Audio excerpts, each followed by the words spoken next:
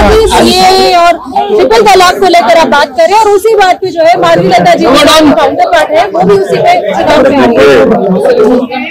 BJP ने CAA का unconstitutional कानून बनाया और रिलीजन की बुनियाद पर बनाया गया है जो राइट टू इक्वालिटी के खिलाफ है और इसीलिए मैंने उस कानून के बिल को पार्लियामेंट में फाड़ा था और हम उस वक्त भी खिलाफ थे, आज भी और कल भी रहेंगे। और हैदराबाद की पार्लियामेंट की जनता CAA के ऐसे काले कानून के खिलाफ वोट देकर तमाम पार्टीज को, बीजेपी को, दीगर पार्टियों को शिकस्त देगी, हराएगी। अभी जिस तरह से हम देख रहे हैं कि सब ये प्रचार कर रहे हैं, कांग्रेस के खुद के नेता भी ये कह रहे हैं कि फिरोज खान जैसे नेता कि पहले हम उनके खिलाफ लड़ रहे थे, अब उनके साथ लड़ने पर मजबूरी। एक बात सुन लीजिए, हमारा इस चुनाव में किसी से अलायंस नहीं है। तेलंगाना, उत्तर प्रदेश में हम हमारी बहन मोहतरमा पल्लवी साहिबा के साथ हमने PDM बनाया। तमिलनाडु में हमने AIADMK के साथ हमारा अलायंस है। महाराष्ट्र में इम्तियाज जलील साहब बात कर रहे हैं, मगर तेलंगाना में हमारा किसी दूसरी पार्टी से अलायंस नहीं है। उत्तर प्रदेश में PDM हमने बनाया, तमिलनाडु में AIADMK से हमारा अलायंस है और ये बड़ी मजाक खेज बात है कि कभी हम B टीम हो जाते तो कभी उन्हें बोलते हैं, ये बोलते। तो ऐसा लगता है कि ये लोग कंफ्यूजन का शिकार है, मगर हमारे पास क्लैरिटी है। हम अपने काम पर, अपनी मेहनत पर और इंशाअल्लाह ताला अल्लाह की रात पर कामिल यकीन करके हम इस इंतखाबात में हिस्सा ले रहे हैं और मुझे यकीन है कि हमारे पार्टी के तमाम उम्मीदवार बहस तो रुकने पार्लियामान MP कामयाब होंगे। सर, माधवी लता जी आरोप करते हैं कि आपके ऊपर, आपके यहाँ असेंबली पार्लियामेंट में तो तकरीबन 6 लाख से ज्यादा बोकस होता है, जिसकी वजह से आराम से आप हर वक्त 3 लाख वोटों से जीतते हैं। ऐसा है, देखिए, आपको समझने की जरूरत है। कम से कम आप तो अपने आप को उस लेवल पर नीचे मत गिरा दीजिए। आप माशाल्लाह से एक जिम्मेदार सहाफी है, जर्नलिस्ट है, आप पढ़े लिखे हैं, आप कमजब नहीं है और आपको मालूम कि हर साल जनवरी में नामों का इंक्लूजन होता है, उसके बाद लिस्ट आती है इलेक्शन कमीशन ऑफ इंडिया की तरफ से, मैं उसको हेड नहीं करता हूं। फिर हर एक को टाइम दिया जाता है कि वो ऑब्जेक्शन दाखिल करे, उसकी टाइम खत्म हो जाने के बाद फाइनल वोटर लिस्ट आती है। फिर इलेक्शन से पहले एडिशनल एंड डिलीशन की लिस्ट आने वाली है। अब आप बताइए इससे मेरा क्या रोल है? और आप इलेक्शन कमीशन ऑफ इंडिया को आप गाली दे रहे हैं, इसका मतलब? तो ये ऐसा है, हर पार्टी आती है और चुनाव से पहले इस तरह की बात करते हैं, मगर रियलिटी तो कुछ और ही है। और इस तरह की बात करने से आप हैदराबाद की इलेक्टोरेट को, जिसमें बैकवर्ड क्लास के हमारे भाई हैं, दलित भाई हैं, अल्पसंख्यक समाज, मुसलमान है, क्रिश्चियन है, उनकी आप तौहीन कर रहे हैं कि वो निकल कर वोट डाल रहे हैं और उनकी वोट की वजह से सब पार्टी को वोट मिल रहे और MIM को कामयाबी मिल रही। अच्छा, और कुछ आपको पूछना है? सर, तेलंगाना के चीफ मिनिस्टर एक नया मुद्दा उठाए सर, जो 60 साल पहले तो गवर्नमेंट जॉब था, जो 61 ईयर्स तक था, जो वैसे हुकूमत थी। आप बता रहे कि 33 सर्विस होने के बाद उसे रिटायर कर दिया था। नहीं, मैं उस बारे में पढ़ा नहीं, अभी पढ़ने के बाद ही मैं कोई तफसील बयान दे सकता हूँ, अभी पढ़ा नहीं उस बारे में। सर, ये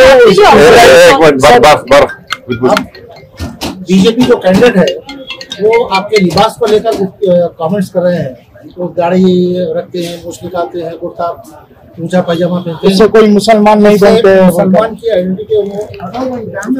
तो ऐसा ही है ना, वो नरेंद्र मोदी ने भी कहा था कि लिबास देखकर पहचाने, उनका भाषण है।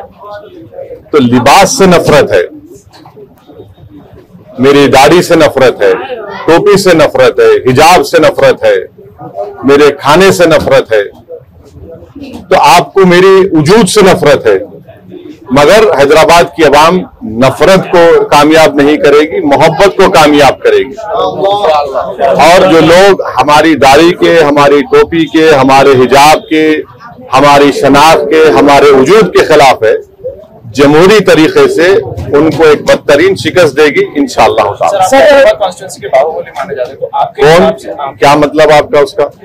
नहीं, उसका मतलब क्या है वो बोलो आप लगातार यहाँ से जीत। हाँ, तो आप ये बोलिए, लोकप्रिय बोलिए, लोकप्रिय है। आप बोलिए, लोगों को हम लोग आवाम हमारे पसंद करती है, हमारे ये लफ्ज इस्तेमाल मत करिए हमारे बारे में। हाँ, थैंक यू। आप अपोजिशन किसको मानते हैं सर आपके खिलाफ जो यहाँ पे? देखिए, इलेक्शन जब आप लड़ते हैं तो आपके खिलाफ जो भी कैंडिडेट रहता है आप उनके खिलाफ इलेक्शन लड़ते हैं और आपको जीतना है। तो जितने भी मद्दे मुकाबिल आएंगे हम उनके खिलाफ इलेक्शन लड़ेंगे। अब जाहिर है मैदान में बीजेपी भी है, कांग्रेस भी है, बीआरएस भी है, दीगर और छोटी बीजेपी और ये सब लोग आ जाएंगे। तो हैदराबाद की अवाम ने हमेशा से यूनाइटेड तरीके से मुत्तहिदा तौर पर मजलिस को कामयाब किया है और इंशाल्लाह अब की बार मजलिस को कामयाब करेंगे। और जैसा कि अभी आपने सवाल किया था कि हम आवाम से अपील कर रहे हैं हैदराबाद की कि CAA कानून के खिलाफ आप वोट दीजिए, महंगाई के खिलाफ आप वोट दीजिए, नौजवान जो बेरोजगारी उसका मुकद्दर बन गया, उनके रोजगार नहीं मिला, उसके खिलाफ वोट दीजिए। चीन हमारी जमीन पर कब्जा करके बैठा हुआ है, उसके खिलाफ आप वोट दीजिए। तो ये मुद्दे रहेंगे। सर, इजराइल को लेके मोदी सरकार ने एक एडवाइजरी जारी की है वापस जाने वालों को लेके, इसके खिलाफ क्या कहना है? इजराइल के ताल्लुक से मैं आपको बताना चाहूंगा कि एक मिनट जरा, गवर्नमेंट ऑफ इंडिया ने खुद गवर्नमेंट ऑफ इजराइल से और गवर्नमेंट ऑफ इंडिया जो है मिलकर उन्होंने एक एग्रीमेंट साइन किया, नरेंद्र मोदी ने और इजराइल के प्राइम मिनिस्टर के साथ, और उन्होंने गवर्नमेंट टू गवर्नमेंट ये वहां पर यहां से इंडिया से वो लोग एम्प्लॉयज को लेके जा रहे हैं। मैं आपसे पूछना चाह रहा हूं कि जब गवर्नमेंट नरेंद्र मोदी की है वो इजरायली गवर्नमेंट से उनसे कॉन्ट्रैक्ट करके उनसे मंजूरी लेकर आप भारत से 6,000 इंडियन वर्कर्स ऑलरेडी इजराइल जा चुके हैं और आप एडवाइजरी देते हैं कि भाई अपना ख्याल रखिए। आप 6,000 भारत के नागरिकों को मौत के मुंह में भेजकर आप एडवाइजरी दे रहे हैं। ये किस तरह की इंसानियत है नरेंद्र मोदी सरकार की? आप फौरन नरेंद्र मोदी उन 6,000 भारत के सिटीजन्स को वापस बुलाइए। इजराइल की हुकूमत फलस्तीनियों के खिलाफ एक जेनोसाइड कर रही है। 30,000 लोग मारे गए। दुनिया में किसी भी वॉर में इतने बच्चे नहीं मारे गए जो मासूम 12, 14, 15,000 बच्चे मर गए वहां पर। और इजराइल जुल्म कर रहा है, इंटरनेशनल कोर्ट ऑफ जस्टिस में उसको वो जेनोसाइड कर रहा है। यूएन की रिपोर्ट है। तो हम भारत के प्रधानमंत्री से ये डिमांड करते हैं कि आप की गवर्नमेंट, इजराइल की गवर्नमेंट से मिलकर 6,000 भारतीय नागरिकों को आपने भिजाया, क्यों भिजाया? फौरन उनको बुलाइए वापिस आप, और किसी को मत भिजाइए वहां। उनको आप मौत के कुएं में भेज रहे हैं, उनको आप, उनकी जान को खतरा है। तो ये कैसे सरकार खुद फैसिलिटेट करके भिजा रही है और एडवाइजरी दे रही है? सर, मणिपुर, लद्दाख और सेना बॉर्डर को लेकर आपने एक सवाल किया है, ट्वीट किया है, और आपने बोला है कि बॉर्डर टेरिटरी पर कितना तक पेट्रोलिंग हो पा रहा है, तो इसको लेकर क्या कहना है? देखिए, आप लोग जानते हैं, आप लोग बड़े बाशऊर लोग हैं। खुद लेह का एसपी जो है, लेह के जो सुप्रीम ऑफ पुलिस है, डीजीपी कॉन्फ्रेंस में कहा कि 26 पेट्रोलिंग पॉइंट्स पर हम पेट्रोल नहीं कर पा रहे हैं। कितना झूठ बोलेंगे ये लोग?